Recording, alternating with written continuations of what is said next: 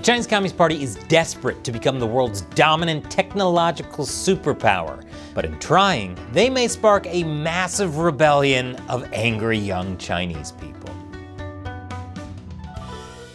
Welcome to China Uncensored, I'm Chris Chappell.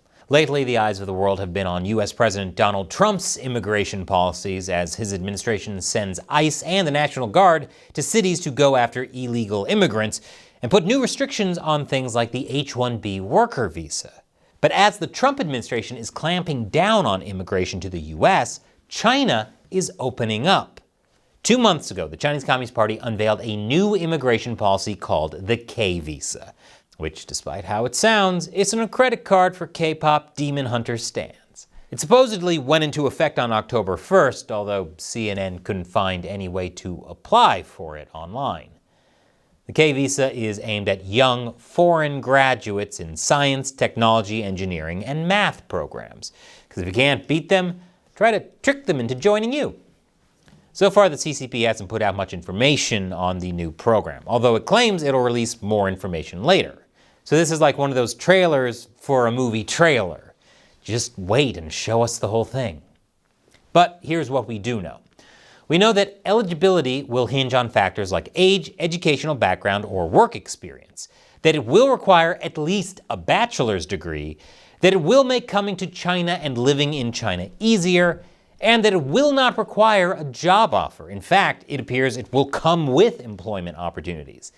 The idea is that this will help make China a STEM powerhouse, if not the STEM powerhouse. And according to one expert, it represents a pretty big shift in immigration policy for the CCP.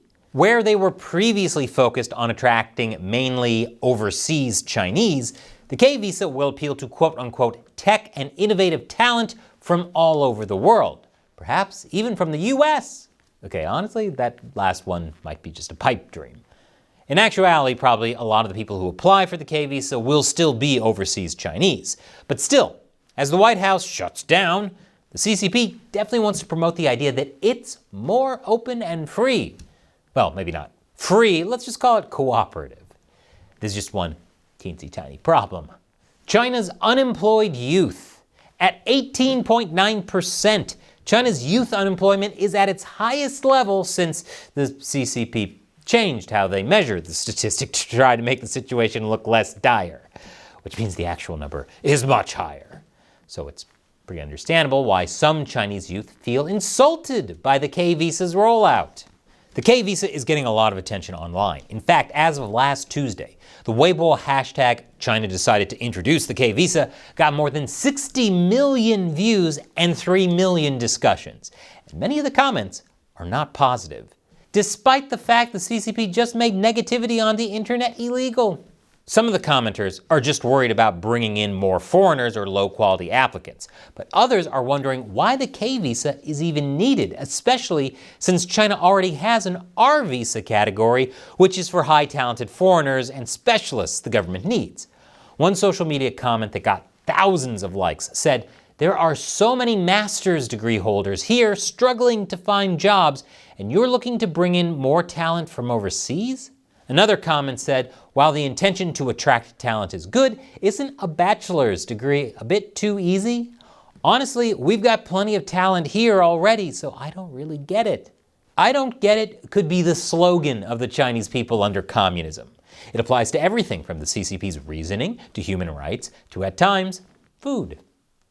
One commentator also asked if this means that the Chinese education system is inferior compared to other countries. After all, it kind of sounds like the K visa is favoring foreign bachelor's degrees over Chinese master's degrees. Of course, some experts and government-affiliated news outlets are defending the move as necessary to help China surpass the US technologically, especially given the years-long American-led effort to restrict the CCP's access to chip tech. On top of that, and especially after the pandemic, China wants to increase foreign exchanges and tourism levels to help boost its image and its finances. Of course, they could just stop being mustache-twirling cartoon villains, and that'd probably help their image, but being decent people, that's too hard. Import new people. But the K visa raises other questions as well, like how much it will cost to oversee the program and how the CCP will avoid fraud. One of the problems is that the CCP is being its usual completely non-transparent self, so no one really knows exactly how this K-visa will work.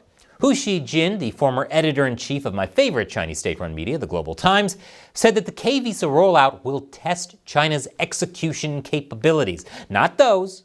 Execution as in when it comes to selecting applicants, and that it must come with domestic job creation, because domestic job creation is the CCP's specialty. So yeah, there are a lot of problems. Maybe the CCP will release more details down the line and put its people's minds at ease. But for now, while China's efforts at one-upmanship with the US might give it a short-term propaganda victory, it's also creating widespread resentment and unease at home, and millions of angry young men tend to not be good for a regime. But if you think today's China is rough, imagine being so miserable you start missing the 2000s.